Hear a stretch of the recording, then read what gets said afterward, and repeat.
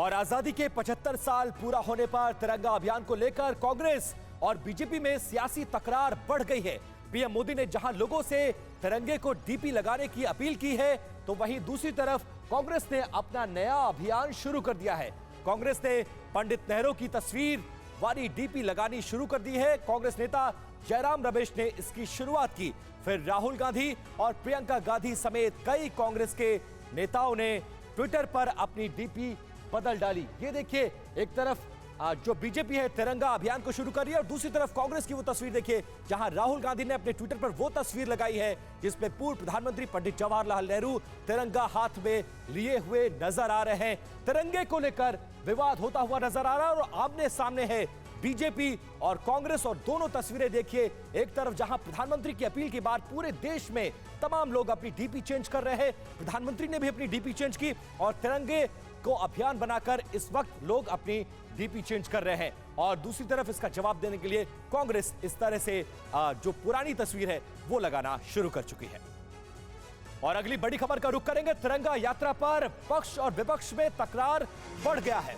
अर्जुन राम मेघवाल ने कहा कि विपक्ष के लोग भी आमंत्रित थे, मेरी तरफ से पत्र और ईमेल भेजे गए, विपक्ष के लोगों को भी इस तिरंगा यात्रा में हिस्सा लेना चाहिए था। आजादी का अमृत महोत्सव देश का अमृत महोत्सव है, लेकिन उसके बावजूद कांग्रेस इस तिरंगा यात्रा में शामिल नहीं हुई। और आप देखिए कि प्रधानमंत्री की अपील के बाद आज तिरंगा यात्रा निकाली गई जिसमें तमाम लोग शामिल हुए। पक्ष और विपक्ष के नेताओं को भी बुलाया गया था। पक्ष के तमाम सांसद मंत्री इस तिरंगा यात्रा में शामिल हुए, लेकिन कांग्रेस का कोई नेता नहीं पहुंचा, जिसको लेकर अब आरोप प्रत्यारोप शुरू हो गए हैं। और क्या कुछ कहा गया है वो आपको सुनाते हैं। पक्ष की डिमांड थी और राज्यसभा में भी महंगाई पर चर्चा हुई।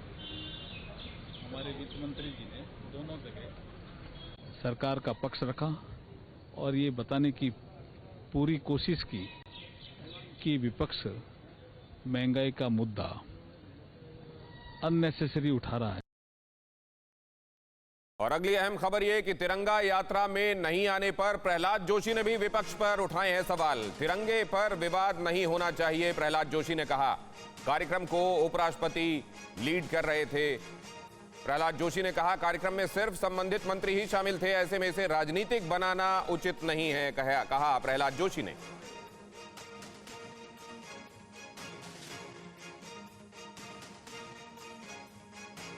करे हम सबको लिखा था और बात भी हुआ था। माननीय हमारा अर्जुन राम मेघवाल जी सबसे स्वयं, क्योंकि उनके पास कल्चर मंत्रालय भी है, पार्लियामेंट अफेयर्स भी है, इसके कारण सबसे उनका बातचीत हुआ था।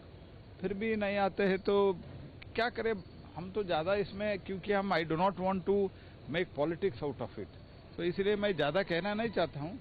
उनके जो विवेचना है, विवेचना के ऊपर मैं छोड़ना चाहता हूँ। अगर हमने इसीलिए मंच के ऊपर भी माननीय उपराष्ट्रपति को बुलाया था। उपराष्ट्रपति तो नॉन पॉलिटिकल है, तो सिर्फ उपराष्ट्रपति से हमने फ्लैग ऑफ की व्यवस्था की थी और किसी को और भारतीय मंत्री को भी हमने नहीं बुलाया था।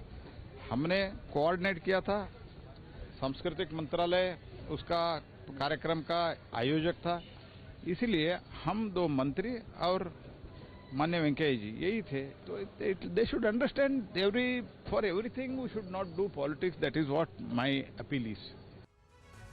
और तिरंगा यात्रा पर जो विवाद हो गया है उसके बाद अब केंद्रीय मंत्री अनुराग ठाकुर ने विपक्षी नेताओं से अपील की है। विपक्ष के नेता तिरंगा यात्रा का हिस्सा बने। केंद्रीय मंत्री अनुराग ठाकुर ये कहते हुए नजर आए, आज नहीं आए तो आगे जरूर आए, आगे जरूर आए, इस तरह की अपील करते हुए नजर आए हैं। अनुराग ठाकुर और पूरे विपक्ष को न्योता देते हुए नजर आए। केंद्रीय सूचना और प्रसारण मंत्री अनुराग ठाकुर इस वक्त बाइक पर सवार हो गए हैं। लाल किले से इंडिया गेट तक जाने की तैयारी हो रही है। सर, क्या कहेंगे आज के इस मौके पर? तिरंगा देश की शान है, देश को एकजुट रखता है और 130 करोड़ भारतीयों को एकजुट रखने में जो तिरंगे ने किया है, आज आप देख सकते हैं भारत का युवा किसी जाति धर्म किसी संप्रदाय से आता हो, लेकिन वो देश के लिए एकजुट है। और कहीं ना कहीं इस तिरंगा यात्रा से आज़ादी के 75 वर्ष अब हम मना रहे हैं, तो युवाओं ने एक संदेश दिया है कि भारत को और मजबूत करेंगे और ताकतवर करेंगे। सर, ये देश का कार्यक्रम है, प्रधानमंत्री ने आह्वान किया था और संस्कृति मंत्रालय ने तमाम राजनीतिक दलों को दलगत राजनीति से ऊपर उठकर इस कार्यक्रम का हिस्सा बनने की अपील की थी। आज यहाँ वो लोग नजर नहीं आ रहे हैं, क्या कहना चाहेंगे?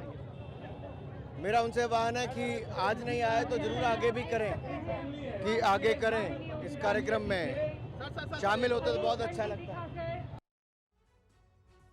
और पीएम के तिरंगे की डीपी लगाने वाले ऐलान पर कांग्रेस का जवाब सामने आया है। कांग्रेस ने डीपी पर नेहरू के साथ तिरंगे वाली तस्वीर लगाई है। राहुल, प्रियंका समेत कई कांग्रेसी नेताओं ने ट्विटर पर डीपी लगा ली है। कांग्रेस ने पीएम, आरएसएस और बीजेपी से सवाल पूछे हैं। संघ वालों, अब तो तिरंगे को अपना लो।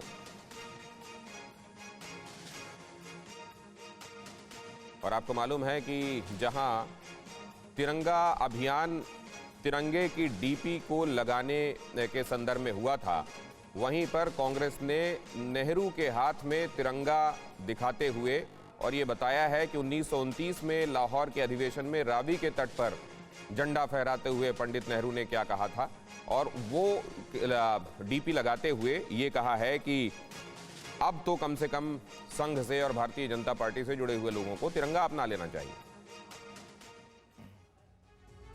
और बीजेपी के आरोप पर अधीर रंजन चौधरी का जवाब सामने आ गया है। ये बीजेपी का पॉलिटिकल एजेंडा है, ये कहते नजर आए अधीर रंजन चौधरी, और इन लोगों ने हमारे खादी को खत्म कर दिया है, इस तरह की बात कहते हुए नजर आ रहे हैं। कौन देशभक्त है सब जानते हैं, अधीर रंजन चौधरी का कहना है ये नेशनल हेराल्ड के खिलाफ साजिश हो रही है। क्या कहा है अधीर रंजन चौधरी ने, वो भी आपको सुनवाएंगे। ये बीजेपी का अपना पॉलिटिकल एजेंडा कैसे लेंगे?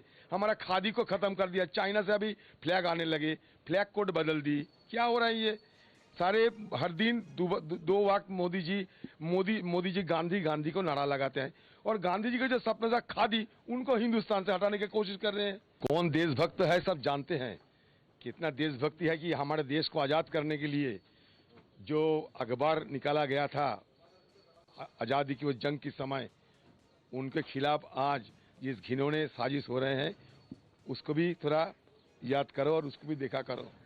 जिस पत्रिका को सामने रख के हिंदुस्तान की आज़ादी की लड़ाई लड़ी गई थी, उसके ऊपर किस तरीके के जुल्म और अन्याय हो रहे हैं ये भी देखा करो।